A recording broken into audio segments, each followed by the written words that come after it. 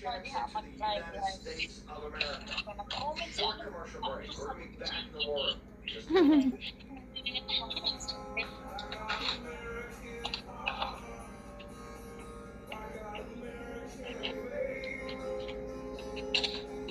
Ako sa kami ni Kayo tapos na eh. Ako kakain pa lang.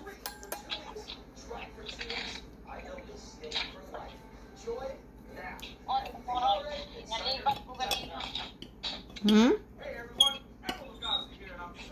Opo. First is sausaw sa kitsap day and mustard. And hot sauce.